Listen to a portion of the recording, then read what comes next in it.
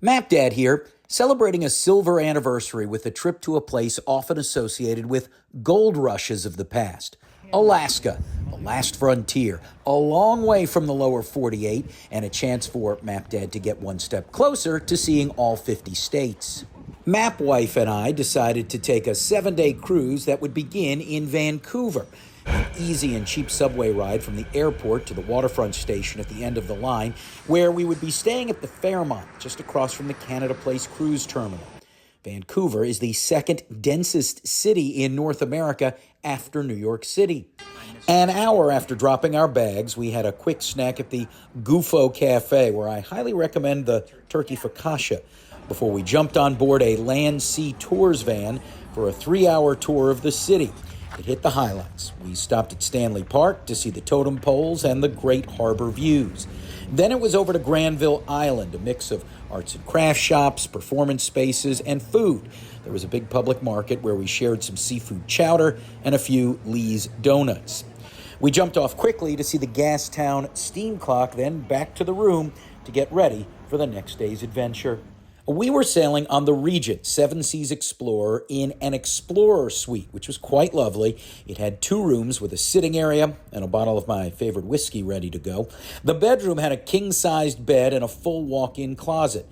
There was even a second half bath. The balcony could be accessed by either room. Luxurious, no question about it. Chocolate-dipped strawberries, courtesy of our friend and travel agent, greeted us.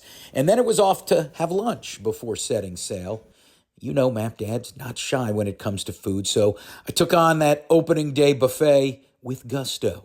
Food will be a theme here. Apologies in advance. The first nighttime dining experience was at Compass Rose, where we shared some short rib and lobster tails.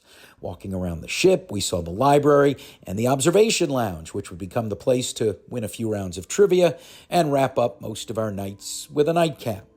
There was a pool which would remain empty for the duration of the cruise. Why? Well, for the first part of the trip, we were stuck in gloomy, dreary weather.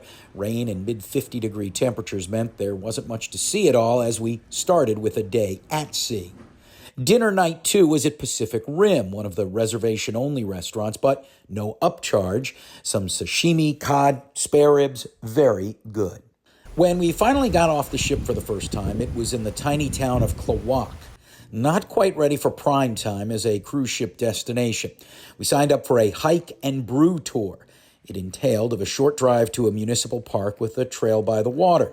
We had a bald eagle sighting, and that was cool, but we thought we'd be hiking to a brewery. Not the case. We ended up at Hill Bar and Liquor in the tiny town of Craig. We had a flight of Alaskan beer and a charcuterie board. The bar manager, super sweet. It was definitely a place that the locals go, but this wasn't quite the excursion we were hoping for. Ciappino at the Italian restaurant Set Amare on board made up for that a little bit. The next port of call was Juneau, the Alaska state capital. The weather continued to be gloomy and it rained all day.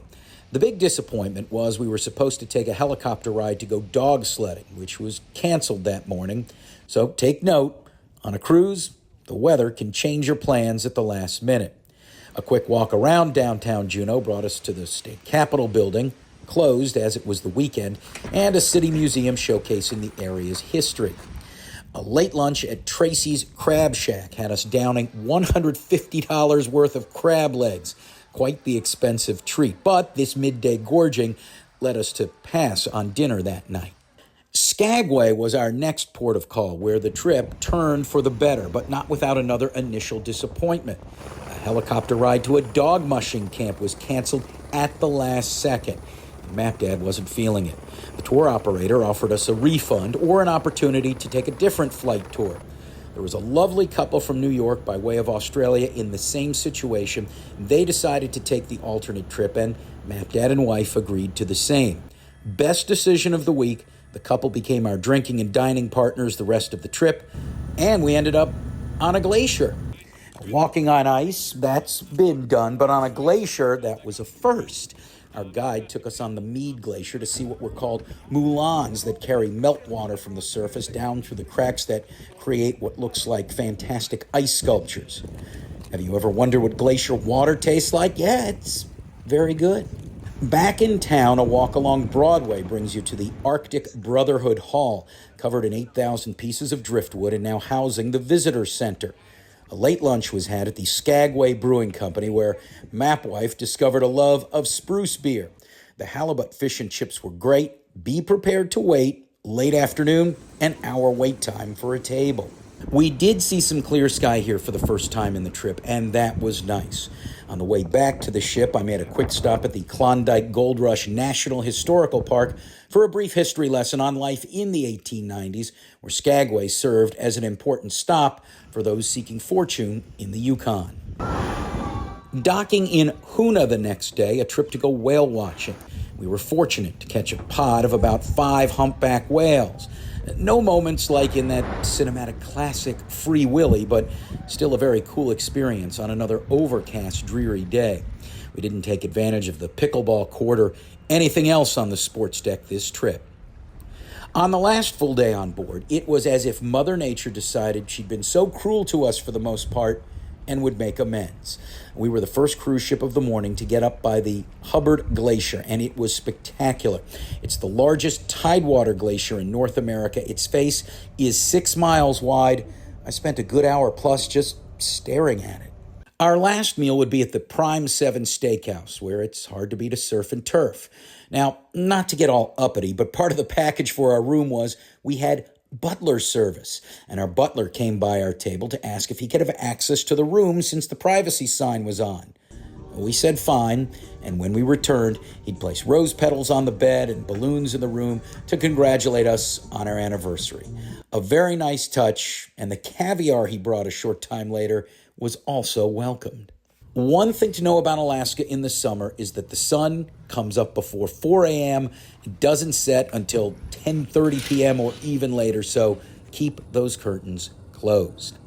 Now, getting off the ship in the port of Whittier, we took a van over to the dock where the Princess cruise ship was because the ACT bus service was stopping at the Alaska Wildlife Conservation Center on the way to Anchorage. Muskox? Check. Baby bison trying to feed? Yep. How about bears? Yeah, they've got them too. Finally, getting into downtown Anchorage, we spent a night at the Hilton, which had some issues. Our room's AC wasn't working, and despite being in Alaska, we needed air conditioning because the room was so stuffy. We ended up moving rooms in the middle of the night. No bueno, certainly not worth the $700 I was gouged for it. And we did meet up with our cruise friends again. Lunch was at the 49th State Brewing Company, where I had some very good local salmon. Dinner was at a combination dive bar steakhouse called Club Paris. Pricey, but delicious scallops to start and a fabulous steak. I sampled a local pineapple cider, which was quite good. Need a t-shirt or other product stamped with Alaska on it? There's Grizzlies and 2 polar bear gift stores, all within a block of each other downtown. And you can get a real good cup of coffee and a delicious donut at the Kobuk. Our final meal was at the Moose Tooth Pub and Pizzeria in Midtown Anchorage. So popular, they have an overflow parking lot, and there was never an empty table while we sat from 2 to 4 p.m. Our party sampled more than our share of pies, from the Call of the Wild, which had reindeer sausage on it, quite good actually, to apricot chicken to a plain cheese pie. Filling up for our red-eye flight back to the lower 48. Well, would I go back to Alaska? Maybe a trip to Mount McKinley or Denali, perhaps another cruise. Now, there are other places I'd like to go first, but this was a big check off of the old bucket list. I'm Map Dad, hoping to point your travel in the right direction.